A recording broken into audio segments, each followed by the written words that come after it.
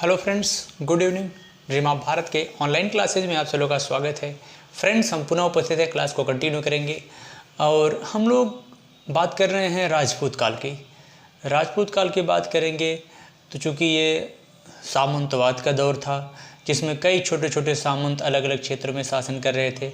इस संदर्भ में हमने गढ़वाल वंश के शासकों के बारे में पूरा डिटेल से पढ़ा, अध्ययन किया। इसके अलावा हमने चंदेल वंश के शासकों के बारे में भी पूरा डिटेल से अध्ययन किया। आज हम बात करेंगे परमार वंश की।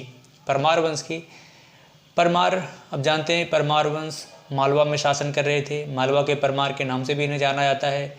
10वीं शताब्दी में मालवा में प्रतिहारों के पतन के बाद परमारों का उदय हुआ।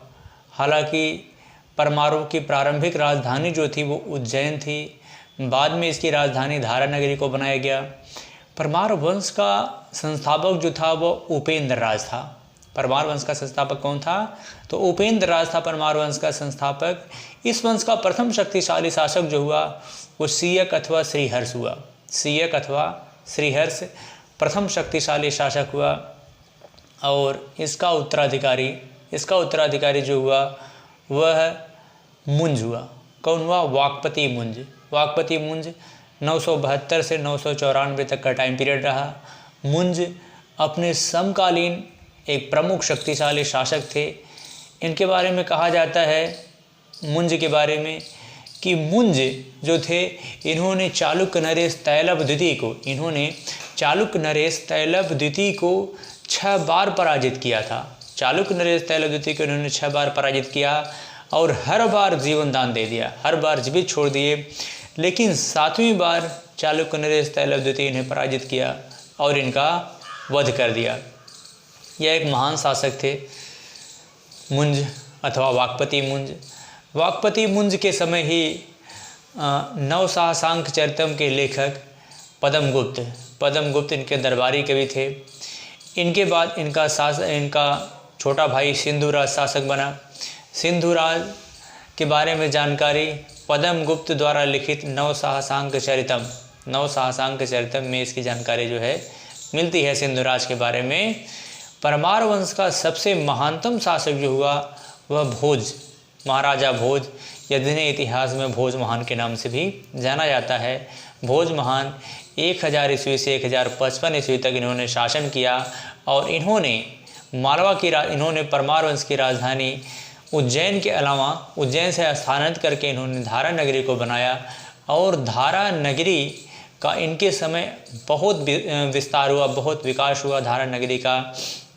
और भोज महान के बारे में कहा जाता है कि भोज अपने समकालीन पूरे भारत के सबसे विद्वान शासकों में से एक थे और जिसके कारण भोज महान को कविराज की उपाधि धारण की थी। इन्होंने कविराज की उपाधि धारण की थी भोज महान ने, और इन्होंने अपने समकालीन कई शक्तिशाली शक्तियों को पराजित किया।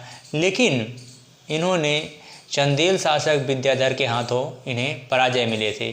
कल आपने जब जजाक भुक्ति के चंदेल वंश के बारे में जब आप लोग पढ़ रहे थे तो हमने चंदेल वंश के सबसे शक्तिशाली शासक विद्याधर की बात की थी। वही विद्याधर जिसने महमूद गजनवी को हालांकि पराजित नहीं किया था, लेकिन उसके सैन्य अभियान को विफल कर दिया था, जो 1019 से लेकर के 1029 तक शासन किया था। और वहीं अगर भोज महान की बात करेंगे या भोज परमार की बात करेंगे तो ये 1000 से लेकर के 1055 तक इन्होंने शासन किया था। इनके बारे में कहा जाता है कि भोज की सभा में 500 विद्वान रहते थे।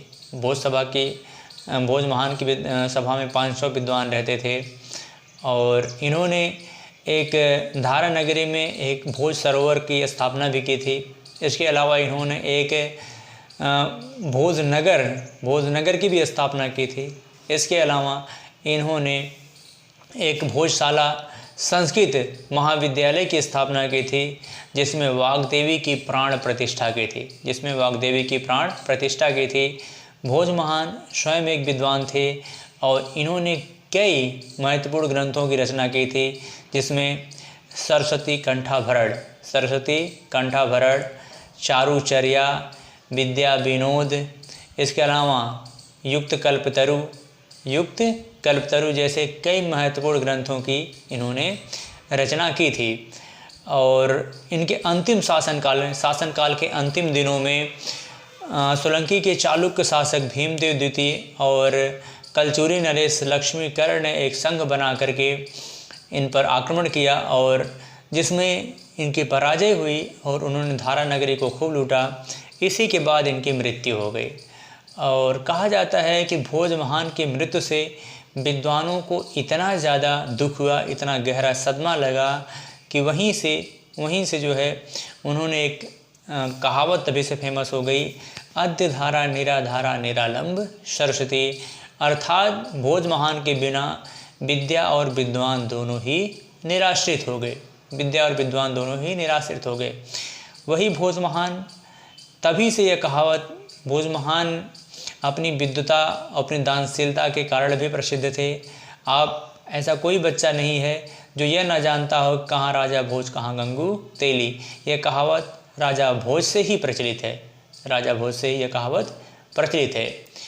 तो राजा भोज की मृत्यु के साथ ही धीरे धीरे परमार वंश का पतन प्रारंभ हो जाता है और आगे चल करके मुस्लिम सत्ता के द्वारा मालवा पर अधिकार कर लिया जाता है। तो इसी के साथ हमें इजाज़त दीजिए। जय भारत, जय हिंद।